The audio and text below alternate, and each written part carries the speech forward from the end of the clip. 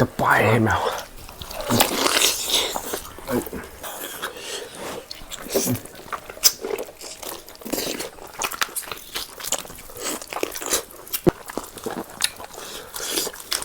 루페트는 정말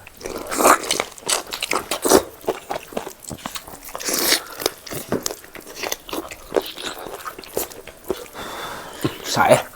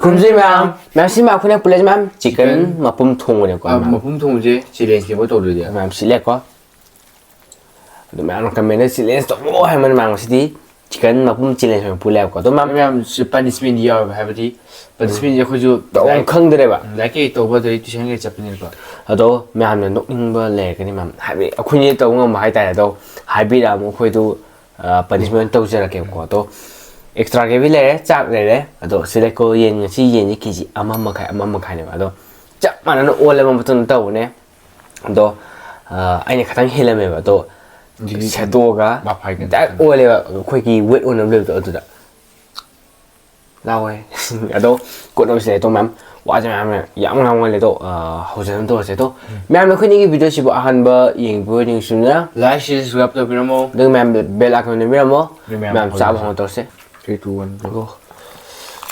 wow mà phải lấy cái mà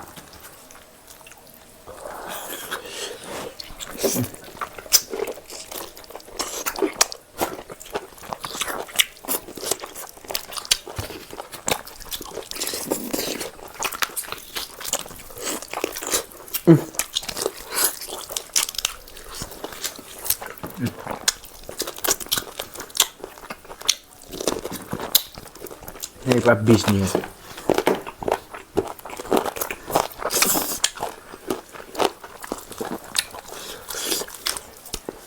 mà thun rực chỉ số nó lúc bây giờ xong rồi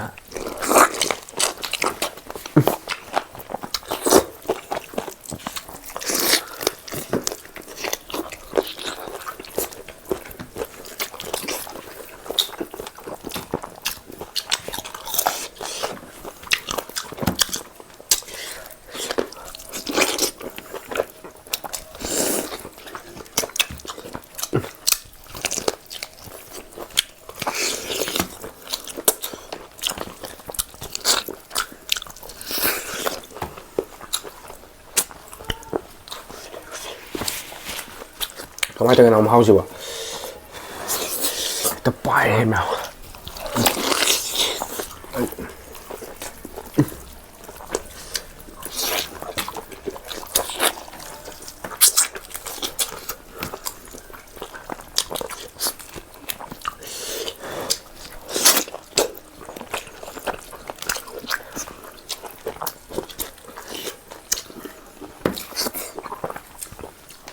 Espera cair esse dia.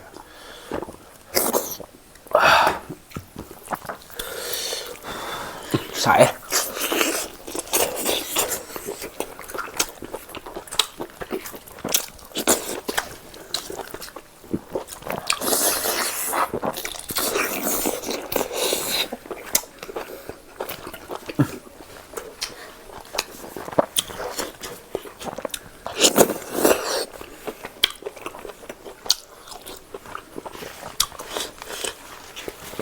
굉장히 맘 주시야 뭐 하고요.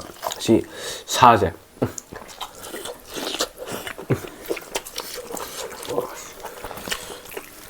YouTube hay bo.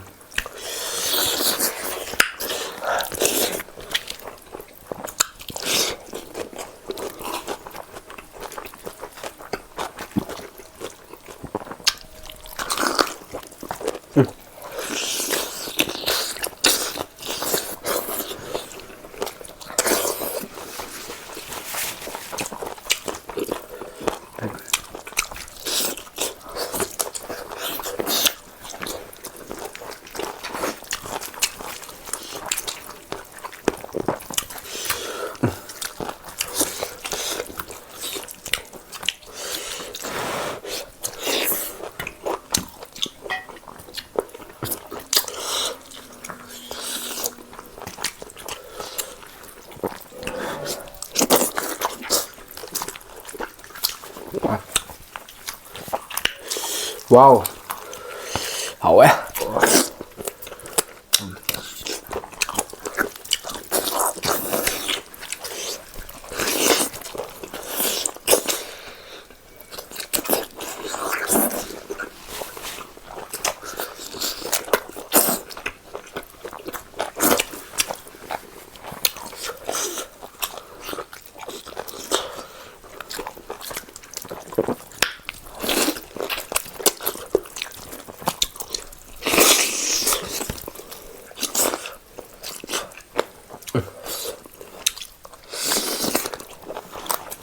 Kopi gà lỗi áo có sao đâu, xí xí lên xí. So there, we out there. Only this.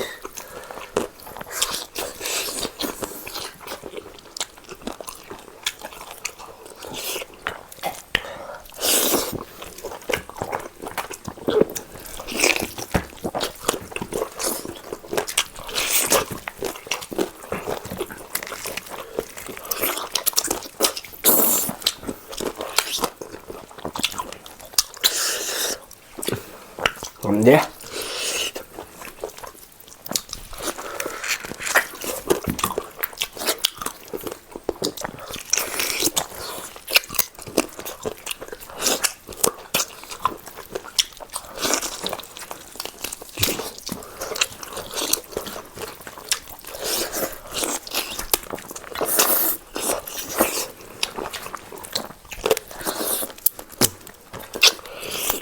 Nó riêng luôn gì à? Project to gan. Nó có sao vậy à?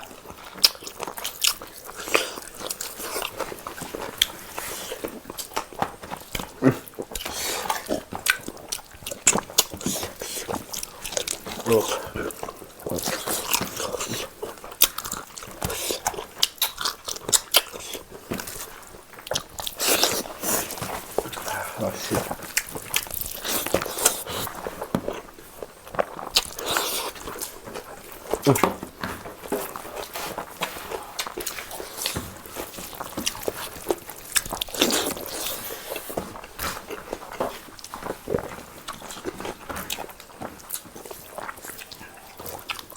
Nó mong sao đi à?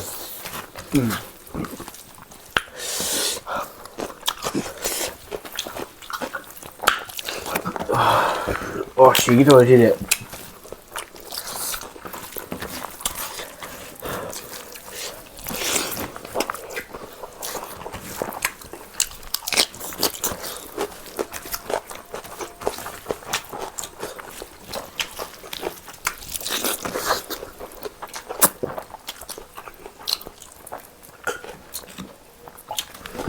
Rồi thì.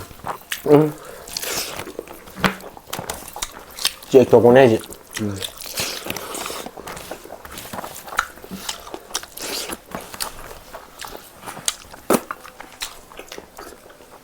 Nan thế này cô. À.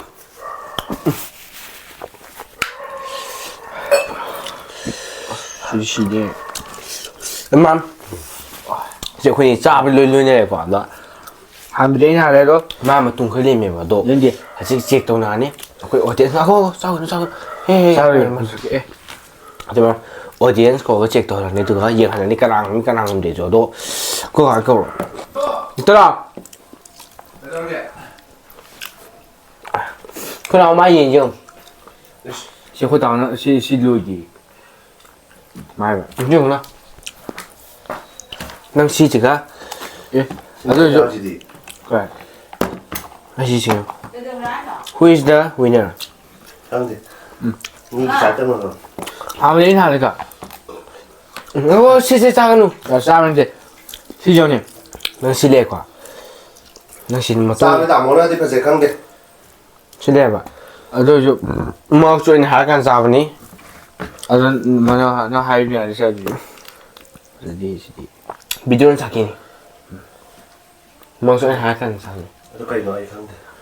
ở cái nó cầm mà đi anh em mình là tôi sao 맞지 no đây nè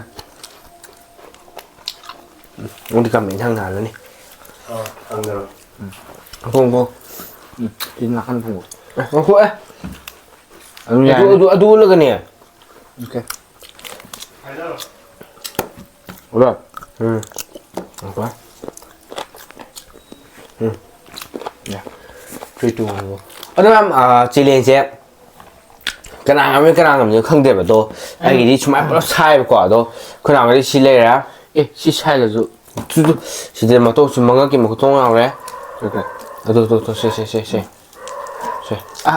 我吐指甲嘞我吐指甲 không có ai不错kìa chỉ lên xe hai đi sai chưa tôi xí lệ quá đâu chỉ mong cái một cái nào đấy 진짜 pen 좀 자두지 세다 망하게 뭐 싶어 사가게 되네 뭐또 자르시 어디게 이제 뭐또 그거 야우리 봐 그거를 때 프람 야우리는 이제 nhưng mà quên đi chỉ lên rồi của tôi mà chỉ lên xem mà tôi thấy không ấy cái mình là hai mươi cái là mấy nhầm gì đó ai chỉ lên quả đó cái gì mà chỉ lên mà tôi chỉ lên á cái gì mà tôi xí cái chỉ mà tôi 야우리 또 어디 시 mà tôi 야우리 예 네, 나 좀 돈 나오게 해. ai cái đó 야지. khoa 돈 나오게. cái này 돈 나오게.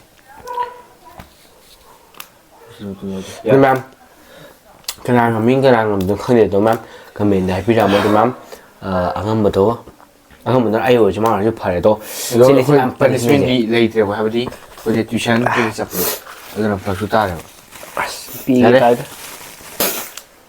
tôi chỉ nói dạng mà hậu ấy hậu rồi rồi cháu ông không có được làm gì cho sao thân nhiều được cô rồi mà phần gì khai đi chạy chỉ lên rồi 나도 냠 시기 뭐 당시에 sensitive nhưng phải chú được rồi này khoai đây là cái tô này mà tôi có những cái nào chỉ lên thì sẽ tôi nhưng mà thằng video này sẽ tôi mẹ nó khuyên cái video sẽ bỏ hàng bao nhiêu video này xuống đó 라이시 subscribe 또 비로모 sẽ lấy về được đó bây giờ còn những video mà biết thằng cái ngầm đây chắc phải ngầm để mà tôi mà thằng video này sẽ cái gì bye bye